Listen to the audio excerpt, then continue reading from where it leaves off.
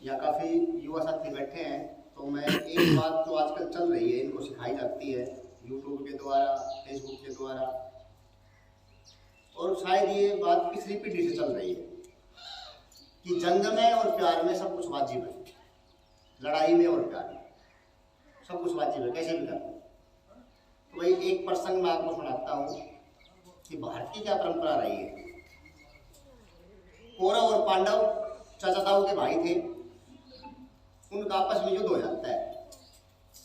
कौरव जो थे वो अधर्मी थे, द्रौपदी का हरण भी किया, लाक्षागृह षड्यंत्र किया, उनको जलाने के प्रयास किया पांडवों को। पांडव 5 भाई थे, वो 100 भाई थे।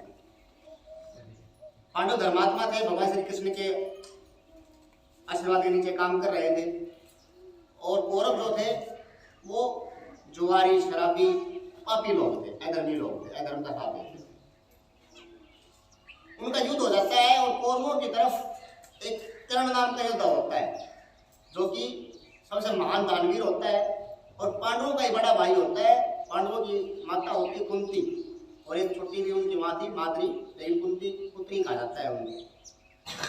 तो कुंती जो होती है उसी के ज्येष्ठ पुत्र होते हैं कर्ण, लेकिन वो किसी भी कारणवश भूल समझिए जीवन की, राजा की लड़की थी, उसका कोई ज्यादा अपवाद तो नहीं हुआ, लेकिन हाँ कुंवारी के ही उसके वो कुंती के कर्ण हो जाता है। तो उन पांडवों का वो बड़ा भाई होता है, लेकिन वो लोक लाज के डर से कि समाज में पता लगेगा तो मैं कैसे मुंह दिखाऊंगी, और उसको जिंदा भगा देती है नगा घटी।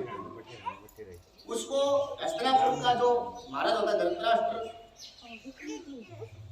उसका रथवान जो होता है, रथ लाने वाला, वो निकाल लेता है, उसकी कोई संतान नहीं होती है।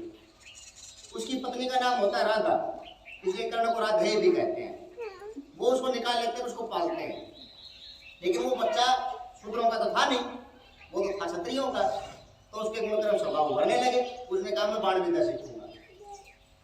और वो जब जिद करने लगा तो उसका जो पिताजी था, यानी कि जो रथ लाने वाला पिताजी, वही हुआ उनका जो उनको मार रहा है, वो ले जाकर के उसको द्रोणाचार्य के पास लेके जाता है। द्रोणाचार्य उस समय कौरवों पांडवों को शिक्षा दे रहे, वहां जाता है कि ये मेरा बच्चा है और इसका नाम हमने राधे रखा है, इसको मस्जिद से दिलवाने के लिए लाया, आपके पास बाण विद्या सीखने की जिद कर रहा है।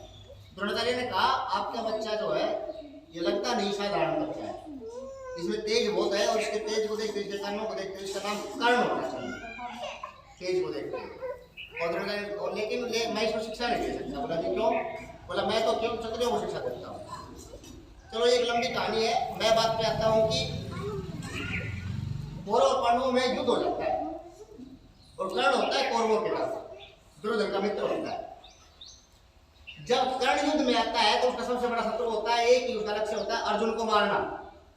और अर्जुन ने जब खांडव पृष्ठ बसाया था, उस समय नागों को मारा था। वहां पर नाग रहते थे, नाग योनि थी। ये ऐसे नाग मत समझिए आप इससे, वो नाग जैसे आज भी नाग गोत होता है जी, ऐसे ही नाग योनि थी, यानी कि नाग वंश के जो लोग थे, नागवंशी, अभी जो नाग गोत है उसको नागवंशी कहेंगे आप, तो नागवंशी थे, उनको वहां से मार के भगाया था।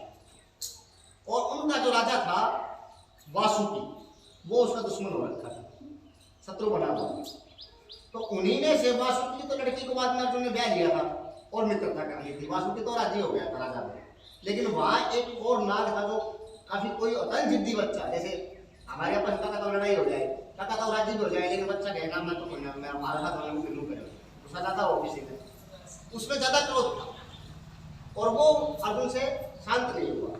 जब उसने मौका देखा तो वो आकर के कर्ण से कहने लगा कि कर्ण एक बार मुझे अपने तीर पे रख और मुझे छोड़, यानी कि मुझे सामने कर, मैं अभी उसके प्राण ले लूंगा, अर्जुन को मार।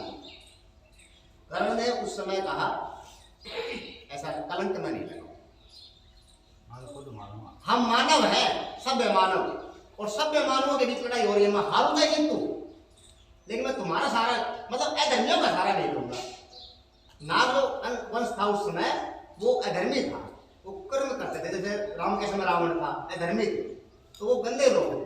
तो बोला मैं ऐसा नहीं कहूंगा इतिहास में कि कर्ण से अर्जुन नहीं मरा, तो उसने दूसरे का सहारा ले लिया और धोखे से अर्जुन को मार दिया। ऐसा कलंक मैं नहीं लगाऊंगा। और उसने मना कर दिया, बोला कि चाहे मैं मरूं चाहे मैं जीतूं, लेकिन मैं आपसे समझौता नहीं करूंगा। तो भाई इस बात से ये सिद्ध होता है कि जंग में सब कुछ वाजिब नहीं है। अगर जंग में सब कुछ वाजिब होता तो कर्ण उसको मिलता और अर्जुन को मार देता, युद्ध जीत लेता। जंग में सब कुछ वाजिब नहीं होता है। भारत ऐसा देश है जिसकी एक एक चीज पे आप गर्व कर सकते हैं, सीना तान के चल सकते हैं। एक भारत ही ऐसा देश है जहाँ पर युद्ध के नियम होते थे। आप रामायण को उठाइए, महाभारत को उठाइए, दोनों महान युद्ध हुए, विश्व युद्ध थे दोनों के दोनों, और दोनों के अंदर नियम था कि रात्रि काल में आराम से युद्ध बंद हो जाएगा। युद्ध के भी नियम, अब सोच के देख रहे हैं, लड़ाई का भी नियम होता है, जब मौका मिले तब मारो। लेकिन भारत ही ऐसा देश था जहाँ पर नियम थे युद्ध के। और महाभारत में जो खत्म लड़ाई थी तो वहां पर ये भी हुआ था कि जब युद्ध बंद हो जाएगा तब एक दूसरे का हालचाल पूछ के हो सकते हैं, क्योंकि हम दोनों एक ही परिवार के लोग हैं। तो हो सकता है किसी का आपसे प्रेम हो तो एक दूसरे का हालचाल पूछ सकते हैं, लेकिन सुबह अपने कर्तव्य का पालन करेंगे, किस तरफ खड़े हैं उसी तरफ से लड़े। और बात को हम बैठ करके का भाई एक दूसरे का हालचाल पूछ। ऐसे नियम बनाने वाला केवल भारत देश है। और हमारे देश का जो गौरव है उसके ऊपर हम गर्व करते हैं, उसको हमें जानना चाहिए, पढ़ना चाहिए।